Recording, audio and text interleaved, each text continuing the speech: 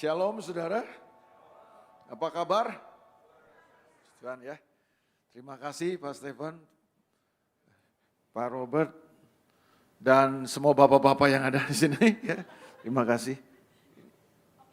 Udah, oh ya nggak apa-apa kalau mau nemenin juga nggak apa-apa. Kalau mau nemenin ya kan, setengah jam aja kok nggak apa-apa, tambah setengah jam berdiri lagi. Ya puji Tuhan. Ini ngomong-ngomong kalian lebih memilih duduk di situ ya. Jadi melihat saya lewat layar, kalian nggak mau lihat live langsung? Nggak mau kayak gitu. Enggak, ini cuma nanya aja, tapi kalau mau lihat lewat layar juga nggak apa-apa, ya kan. Loh ini saya bener loh nanya loh, ini bukan maksudnya nyuruh ya, saya nanya tadi kan. Baik, kita beri tepuk tangan dulu dong buat teman-teman tim worship yang sudah memimpin kita untuk menyembah Tuhan. Siang ini saya ingin membahas kepada saudara atau kepada kita semua tentang internal guidance system. Katakan dulu sama-sama internal guidance system. Apa itu internal guidance system? Internal guidance system adalah sistem panduan dari dalam. Oke. Saya berdoa supaya saudara adalah orang-orang yang terus dituntun dengan sistem panduan yang dari dalam saudara. Oke. Saya mau memulai dengan ini saudaraku. Waktu Tuhan Yesus dia mau naik ke sorga, dia kumpulin murid-muridnya lalu dia ngomong gini sama murid-muridnya. Adalah lebih baik, adalah lebih berguna, adalah lebih berfaedah kalau aku pergi kepada Bapa. Seandainya saudara adalah murid-murid Tuhan Yesus, ya seandainya, ya.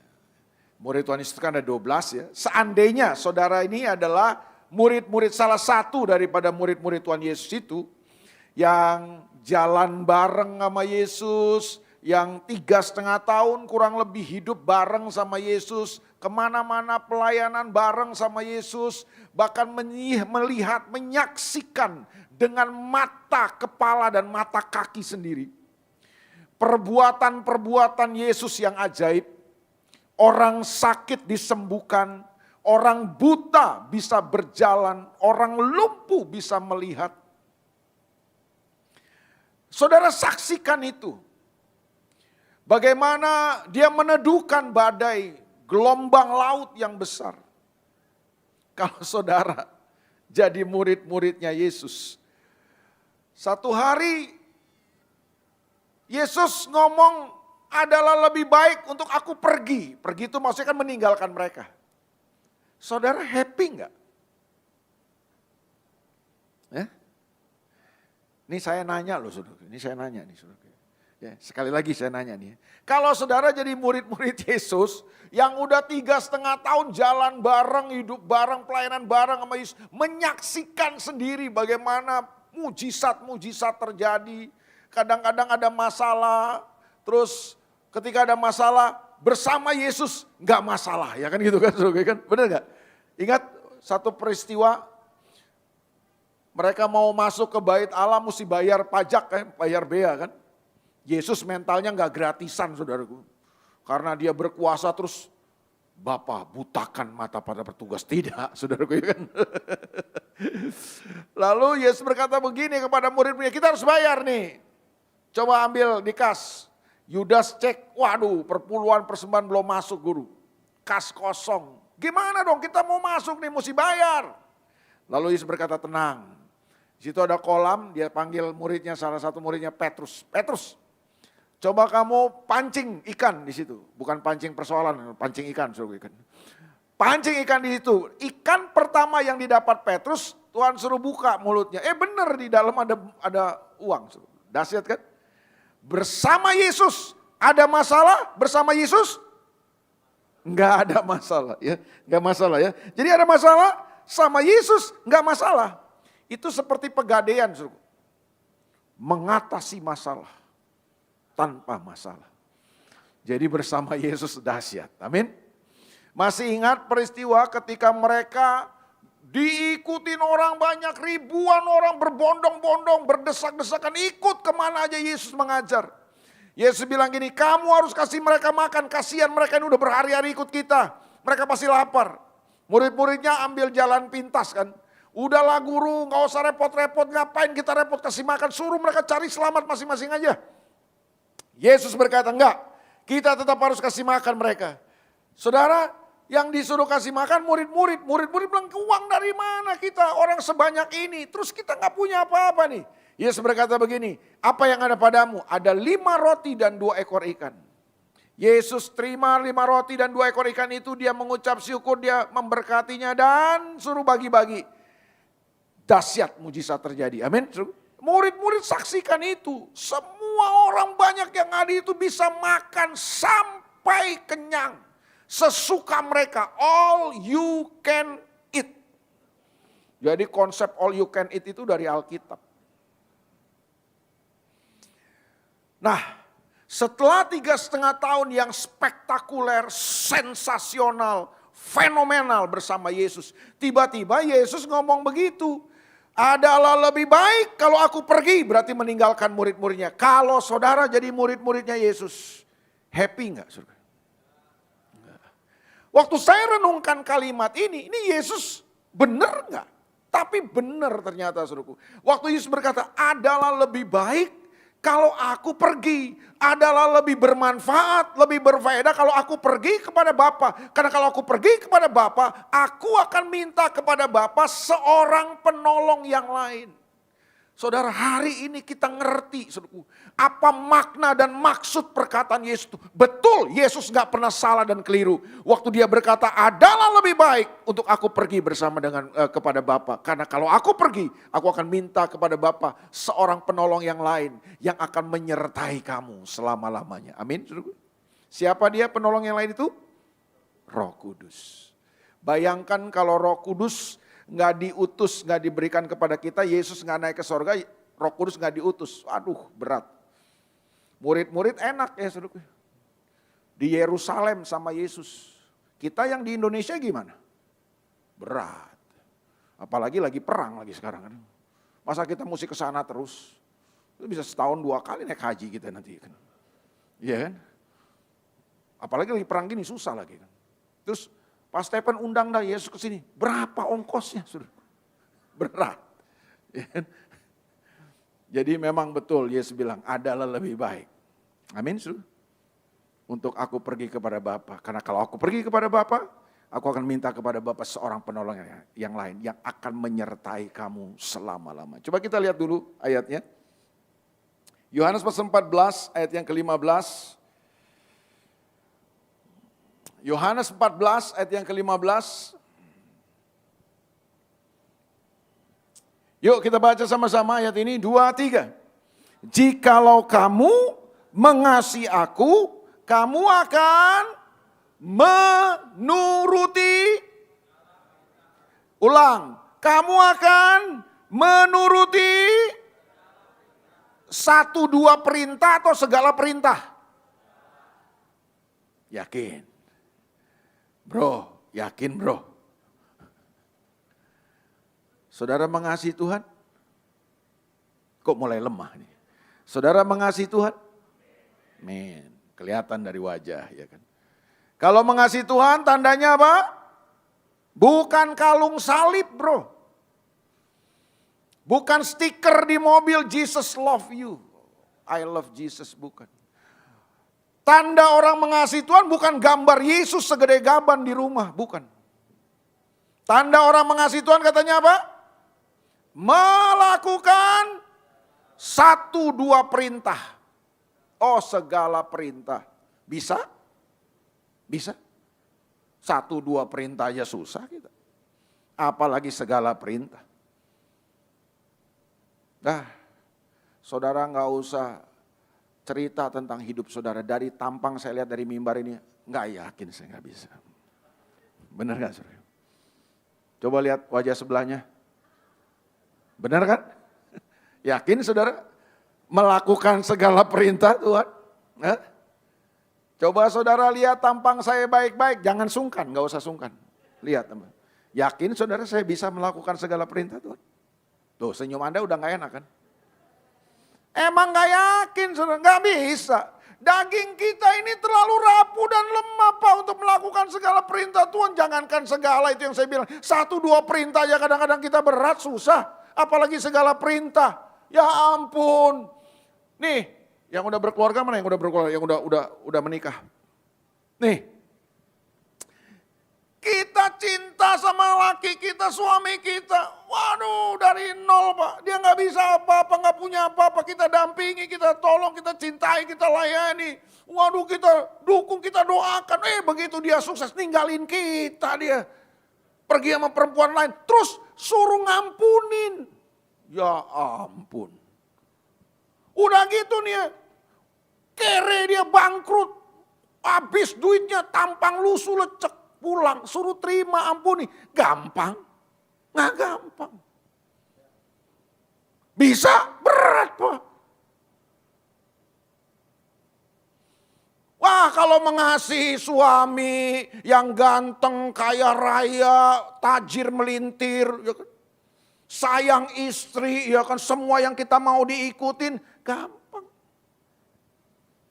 Tapi kalau suami kita dodol, laki kita dodol, berat. Mengucap syukur, bersuka cita ketika ekonomi kita melesat. Di tengah orang pada susah, bisnis kita melesat, jaya, omset meningkat, ya kan, aset melimpah tambah banyak, deposito nggak pernah berkurang malah nambah terus. Rumah tangga harmonis, anak-anak manis. Bersuka cita, bersyukur gampang yang begitu. Tapi waktu semuanya terpuruk, kau hadapi kegagalan demi kegagalan. Sendi-sendi kehidupanmu goyah.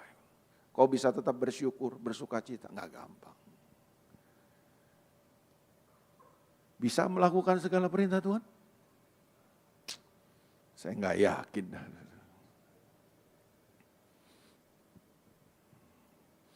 Tapi untung ya, ada ayat 16. Ini kalau cuma sampai ayat 15 nih, saya lihat saudara, nggak yakin saya. Tapi untung ada ayat 16, ini belum kelar. Untung Yesus ngomong ini bukan ayat 15 saja, ada lanjutannya ayat 16. Ayat 16 apa coba kita baca nih. Aku akan minta kepada Bapa, dan Dia akan memberikan kepadamu seorang penolong yang lain. Haleluya. Supaya apa?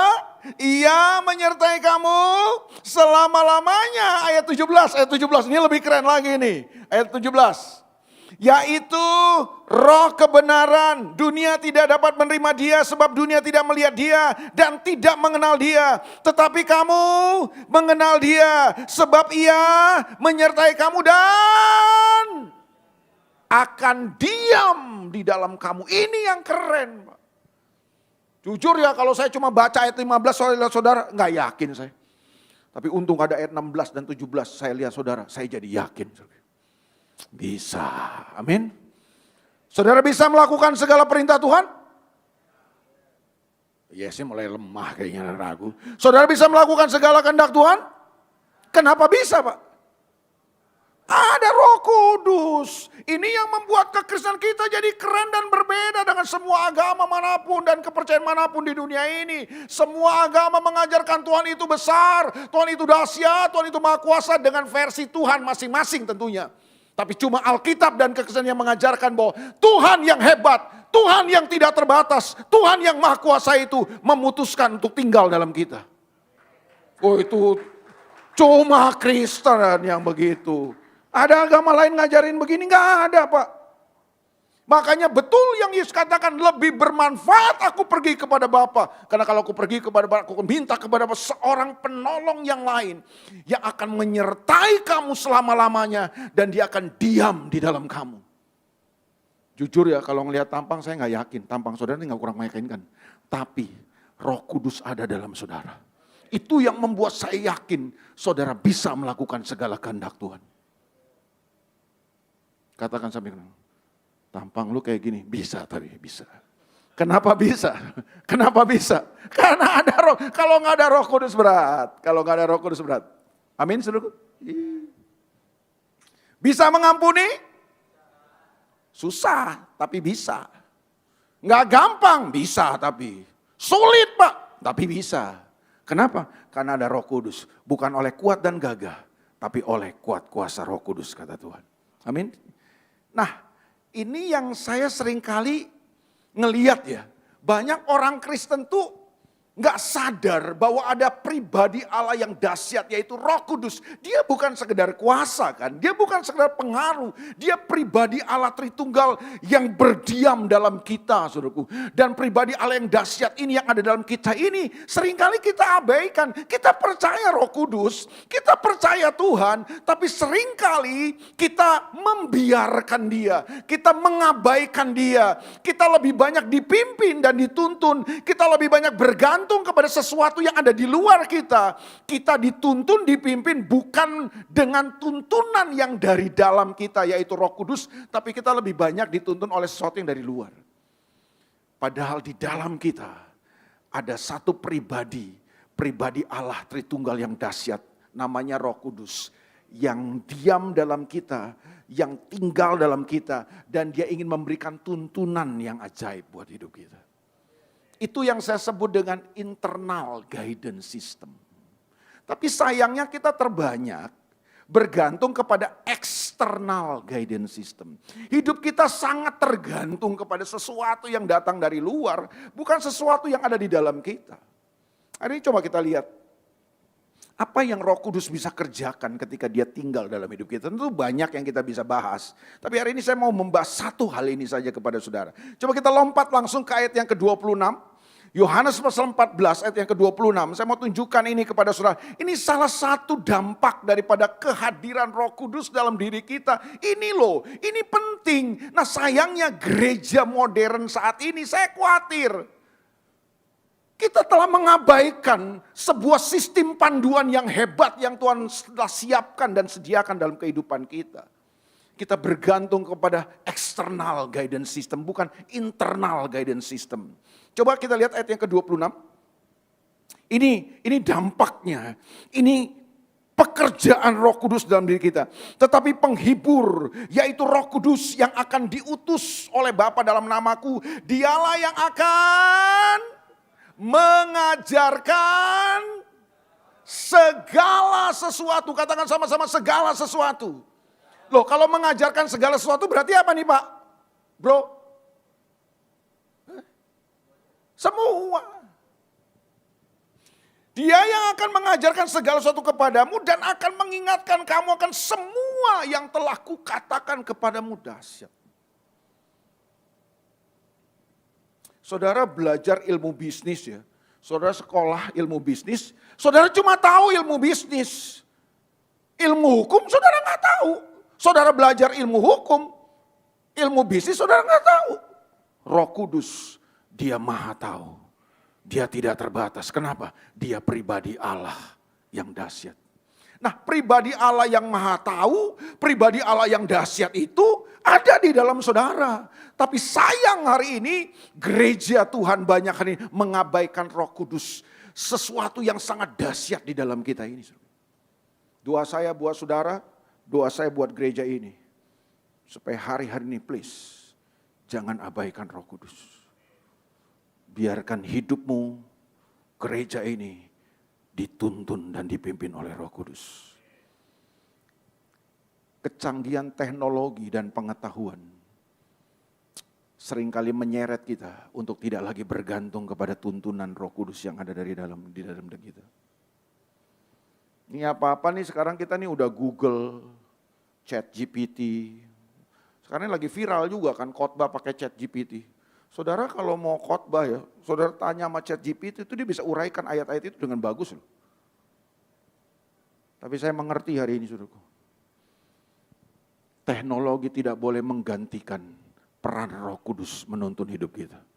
Saya khawatir Pak Stephen hari ini gereja Tuhan, gereja modern apalagi. Kita dituntun bukan lagi dengan Roh Kudus. Kita dituntun oleh tren. Kita dituntun oleh teknologi.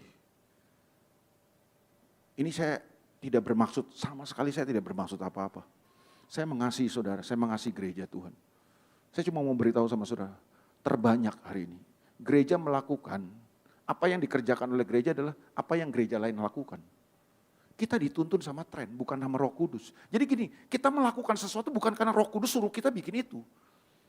Kita mengerjakan ini bukan karena Roh Kudus tuntun kita untuk kerjakan itu. Tapi karena apa? Gereja lain bikin. Oh, gereja lain mesti begini. Ini sampai gereja-gereja di kampung, di pedalaman Pak Stephen. Kebaktian mesti remang-remang, redup.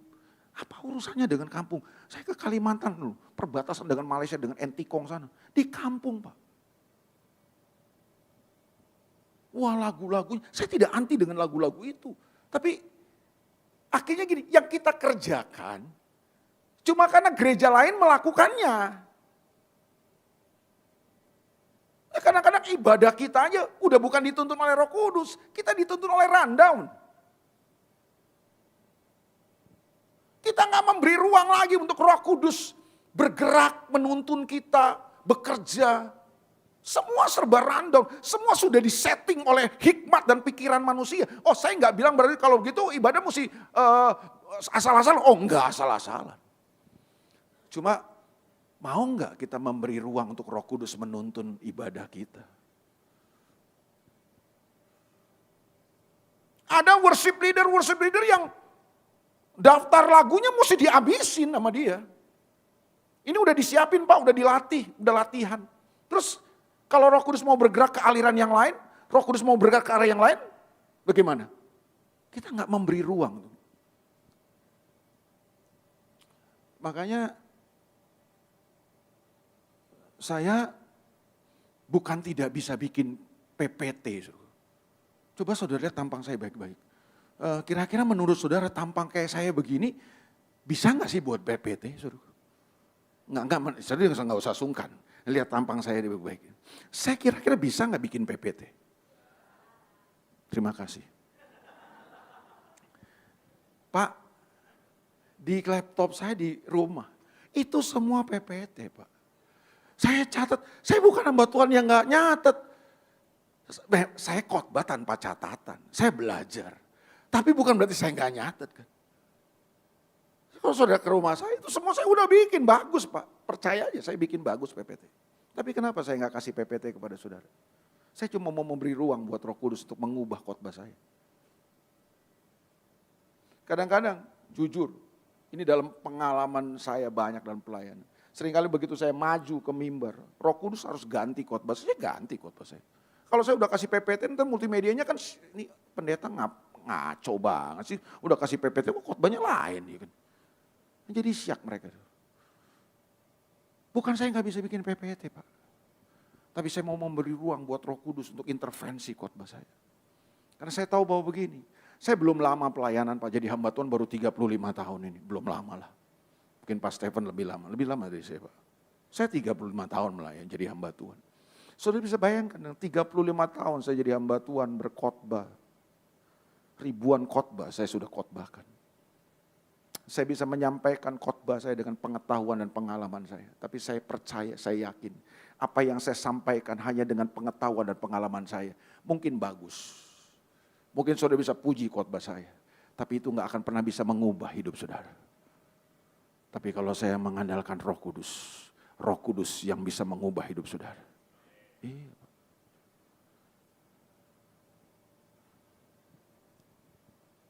Kadang-kadang saya harus berbelok dari apa yang saya siapkan. Saya cuma ingin memberi ruang. Saya nggak ngomong bahwa pendeta yang pakai PPT nggak diurapi Roh Kudus, enggak ya. Saya nggak ngomong gitu. Ini saya bilang. Kenapa saya memilih tidak membawa PPT? Karena saya mau memberi ruang untuk Roh Kudus intervensi. Kadang-kadang dia bisa bicara kepada saya untuk ganti khotbahmu. Saya ganti khotbah saya.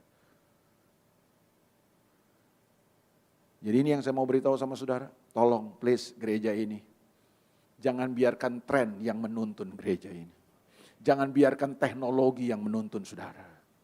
Bahwa kita ada di satu zaman dengan kecanggihan teknologi, haleluya. Tapi jangan biarkan teknologi menggantikan Roh Kudus dalam kehidupan kita.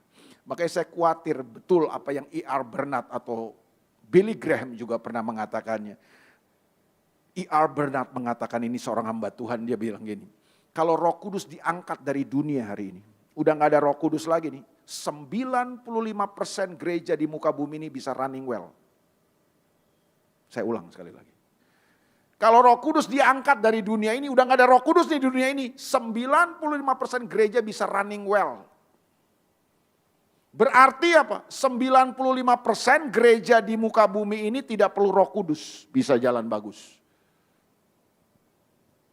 Dengan kata lain, 95% gereja di muka bumi ini sebenarnya gak perlu Roh Kudus lagi. Kecanggihan teknologi, kualitas SDM yang luar biasa, kekuatan money, uang yang hebat di gereja, seringkali menggantikan peran Roh Kudus. Sehingga kita gak dituntun lagi oleh Roh Kudus dalam kehidupan kita. Hati-hati saudara. Teknologi yang canggih, kemasan acara yang hebat, karena hikmat dan pengetahuan manusia bisa mendatangkan orang yang lebih banyak. Bisa membuat sebuah kemasan acara ibadah yang keren, yes. Tapi sorry to say, teknologi tidak pernah bisa mendewasakan kehidupan orang. Cuma pewahyuan dari Tuhan yang bisa mengubah dan mendewasakan hidup orang. Amin. Bergantunglah sama Roh Kudus. Please jangan abaikan dia. Amin saudara.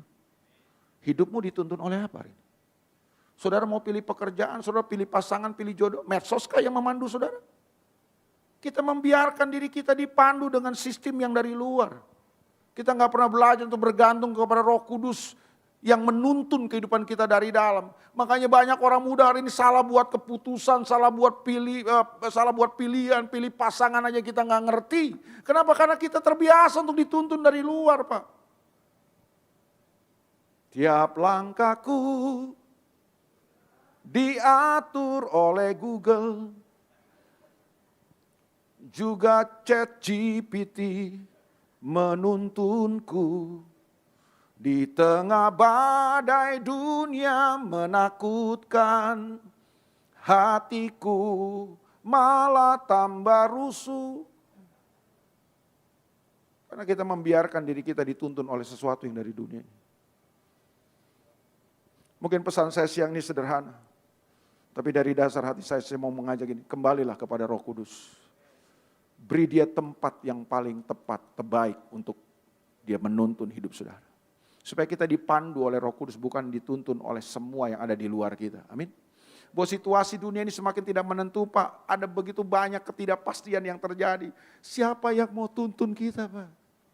Kalau dunia yang penuh dengan ketidakpastian ini, terus kita jalan di dalamnya, kita dituntun dengan sesuatu yang tidak pasti juga, percuma, Pak.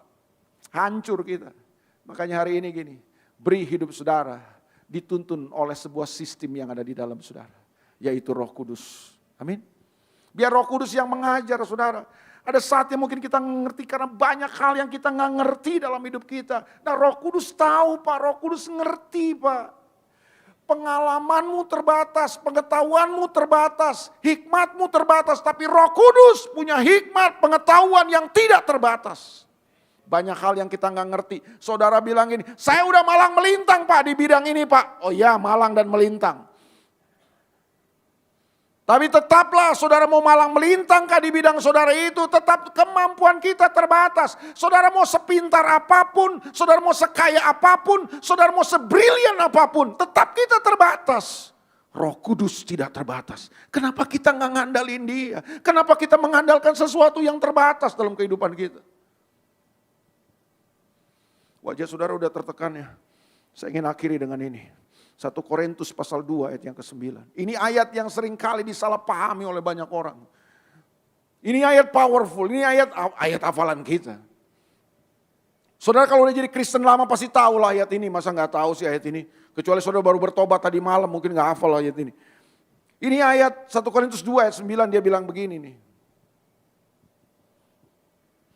Tetapi seperti ada tertulis, apa yang tidak pernah dilihat oleh mata, dan tidak pernah didengar oleh telinga, dan yang tidak pernah timbul di dalam hati manusia. Semua yang disediakan Allah untuk mereka yang mengasihi dia. Amin, saudaraku.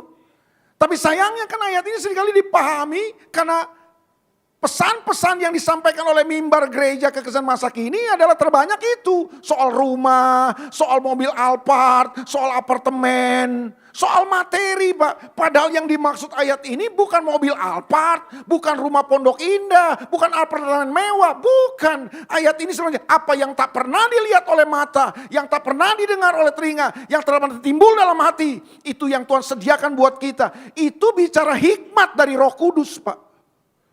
Itu bukan bicara barang, bukan bicara materi Pak. Ada banyak hal yang kita nggak ngerti. Alkitab bilang ini, sebab setingginya langit dari bumi, demikiannya tingginya jalan-jalan Tuhan dengan jalan kita. Banyak hal yang kita nggak ngerti, saudaraku, dalam kehidupan ini. Roh Kudus mau ajar kita, Roh Kudus mau tuntun kita, Roh Kudus mau kasih tahu. Itu maksud ayat ini. Setuju nggak saudara kalau saya bilang gini, dalam hidup kita ini ada area yang namanya blind spot. Nah di area blind spot itu banyak hal yang kita nggak tahu. Mungkin kita udah belajar S2, S3, tetap aja ada yang nggak kita ngerti, kita nggak tahu dalam hidup ini. Pernahkah saudara ngalami dalam hidup saudara mentok, dalam bisnis, dalam pekerjaan, dalam rumah tangga, dalam hubungan, kita mentok Pak, kita nggak tahu mau kemana. Kita nggak tahu mau bikin apa. Nah di saat yang kayak gitu tuh Roh Kudus mau ajar kita. Dia mau tuntun kita. Dia mau mengajarkan segala sesuatu kepada kita. Itu maksud ayat ini. Apa yang gak pernah kita lihat. Itu yang dia sediakan buat kita. Ini saudaraku. Keyboard ini. Kalau saya berdiri di sini saudaraku. Keyboard itu ada di area blind spot saya. Betul gak saudaraku? Iya kan? Saya di sini nih. Posisi saya nih. Itu keyboard ada gak saudaraku? Ada. Saya bisa lihat nggak? Nggak bisa lihat. Itu keyboard itu ada di area blind spot saya. Saya nggak tahu, saya nggak lihat, saya nggak tahu. Tapi ada dia. Nah bagaimana caranya dalam posisi seperti ini, bagaimana caranya saya bisa lihat keyboard itu? Gimana? Mesti ada satu orang, mungkin Pastor Robert, yang ambil keyboard itu dan bawa ke sini, tunjukin sama saya. Baru saya bisa lihat. Siapa penolong yang bisa tolong kita dan kasih lihat sesuatu yang kita nggak bisa lihat? Roh Kudus. Makanya kalau saudara baca ayat ini ya, di ayat 6 itu kalau di multimedia di sini kan di monitor ini saudara nggak bisa lihat judul perikopnya, tapi di Alkitab handphone saudara ada tuh pas itu. Judul perikopnya apa tuh? Di atas ayat 6. Makanya jangan comot logi nih kalau ayat-ayat begini nih saudara. Judulnya apa? Di atas ayat 6, ini kan ayat 9. Di atas ayat 6 tuh ada judul perikop tuh. Apa? Hikmat yang benar. Berarti kalau ada hikmat yang benar, ada hikmat yang salah. Yang banyak nuntun kita hikmat yang mana? Ini bicara hikmat Pak. Makanya ayat 10 coba multimedia lagi baik hati gak sama kita? Coba buka ayat 10 ya. Kalau lagi baik hati dia buka nih ayatnya. Karena kepada kita Allah telah menyatakannya oleh Roh. Sebab Roh menyelidiki segala sesuatu. Bahkan hal-hal yang tersembunyi dalam diri Allah. Jadi ada banyak hal yang kita nggak ngerti. Jalan-jalan Tuhan, hikmat Tuhan terlalu jauh Pak. Otak kita terlalu kecil dan terbatas untuk bisa menyelami semua jalan Tuhan, rencana Tuhan dalam hidup kita. Nah yang ngasih tahu siapa kepada kita? Ya Roh Kudus. Kenapa Roh Kudus yang kasih tahu? Karena dia yang tahu apa yang ada di dalam diri Allah. Makanya kalau kita nggak beri tempat buat dia menuntun kita, berat. Satu kali Raja Nebukadnezar bermimpi. Ini Raja Babel, penguasa Babel. Waktu itu Babel adalah negara adidaya, superpower waktu itu. Ada pemuda-pemuda Ibrani, Daniel, Sadrak, Mesak, Abednego, tawanan. Dibawa dari Yehuda, dibawa ke Babel. Lalu mulai dia dididik, dilatih, dipekerjakan di istana mereka. Satu hari raja yang hebat ini, Nebukadnezar bermimpi Pak. Mimpinya sangat menggelisahkan hatinya. Itu sebabnya dia nggak enak, makanya dia kumpulin semua orang pinter di seluruh Babel. Ahli-ahli orang pinter semua dikumpulin. Begitu udah kumpul semua, orang-orang pinter, ahli-ahli termasuk Daniel semua, dikumpulin. Tadi malam aku bermimpi. Dan mimpi ini sangat menggelisahkan aku. Kalian semua ini orang pinter, ahli-ahli. Aku kumpulkan. Tolong. Kasih tahu. Apa mimpi saya dan artinya. Itu para ahli orang pinter kan. Oke, siap Baginda. Ceritakan mimpi Baginda. Itu dia masalahnya. Saya lupa mimpi saya apa tadi malam. Pucat itu semua orang pintar, Pak. Yang tidur siapa, yang mimpi siapa, yang suruh cerita siapa, ngerti itu. Dia yang mimpi, dia lupa mimpinya, tapi dia mau dikasih tahu mimpinya apa tadi malam. Dan sekaligus artinya. Namanya raja nggak bisa dibantah. Kalau kalian tidak bisa sebutkan mimpi saya dan artinya sekaligus, percuma kalian jadi orang pintar. Berhenti jadi orang pintar, saya bunuh kalian semua. Diancam. Minta waktu mereka. Daniel minta waktu. Boleh minta? Boleh. Daniel berdoa sama teman-temannya. Tuhan kasih tahu nggak sama Daniel? Kasih tahu. Kasih tahu. Ini apa nih? Kasih tahu, Pak. Apa yang nggak pernah dilihat Daniel. Itu yang Tuhan siapkan. Makanya buat teman-teman muda ya. Perjalananmu ke depan masih panjang. Ada banyak hal yang tidak menentu dan tidak pasti. Siapa yang tuntun saudara? Doa saya buat saudara adalah saudara dituntun oleh Roh Kudus yang ada di dalam saudara. Makanya jangan abaikan dia. Kasih tempat buat Roh Kudus untuk tuntun dan pimpin saudara. Dan saya percaya gini, Roh Kudus nggak pernah keliru. Mungkin dia tidak tuntun saudara ke tempat-tempat yang menyenangkan. Tapi dia pasti menuntun kita ke tempat-tempat yang terbaik dalam hidup kita. Selamat dituntun oleh Roh Kudus dalam kehidupan saudara. God bless you. Tuhan berkati saudara. Mari kita datang sama Tuhan. Tim musik.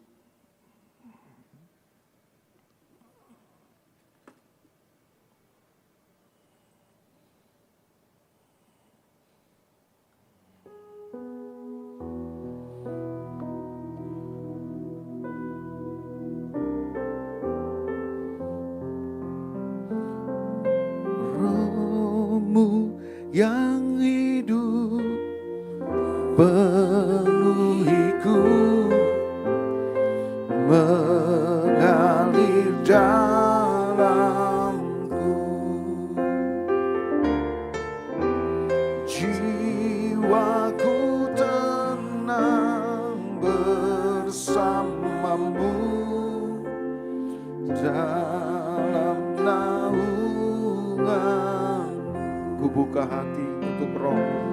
Ku buka hati untuk zaman berserah penuh di hadirat-Mu.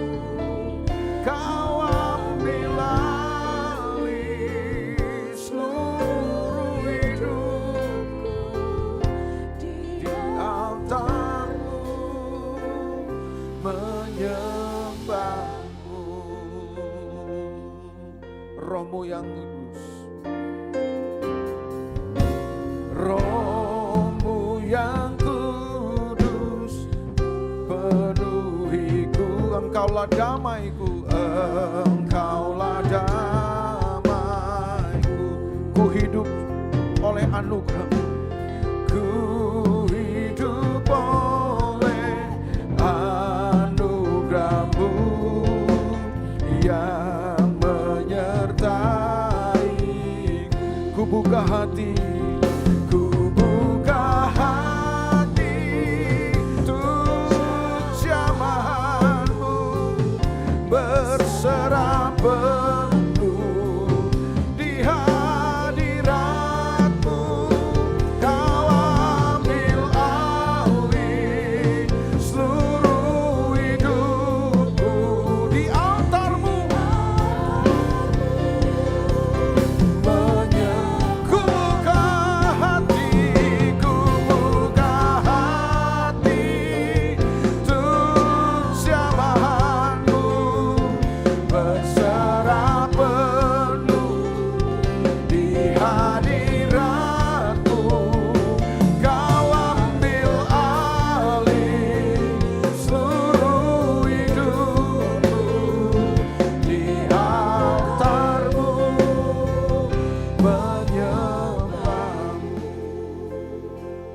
Saudara yang mau dituntun oleh Roh Kudus, angkat tanganmu sama Tuhan. Ku buka hati untuk jamahan-Mu, berserah penuh di hadirat-Mu. Kau ambil alih seluruh hidupku, di altar-Mu menyembah-Mu. Puji Tuhan buat semua pengetahuan, semua fasilitas, semua pengalaman yang kau miliki. Tapi percayalah, semua itu tetap terbatas. Ada sebuah kekuatan yang tidak terbatas. Ada pribadi yang tidak terbatas. Namanya Roh Kudus yang ada di dalam hidupmu.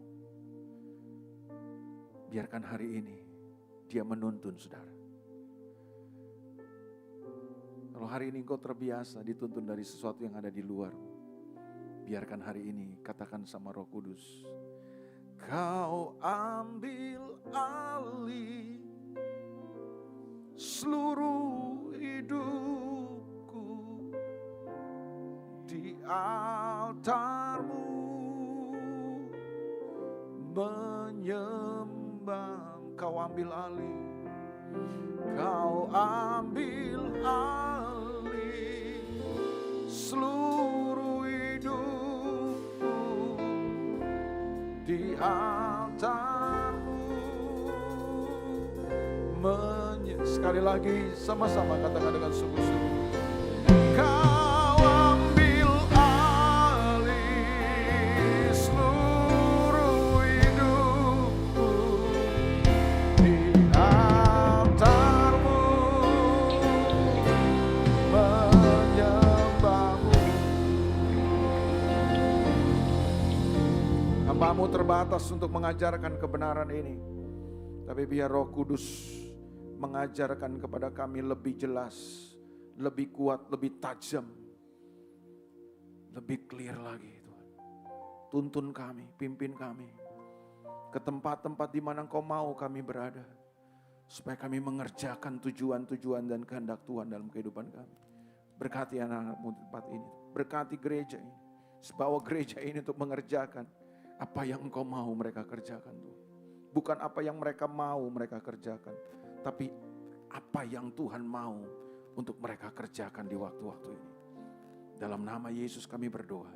Yang percaya sama-sama katakan amin. Tuhan berkati.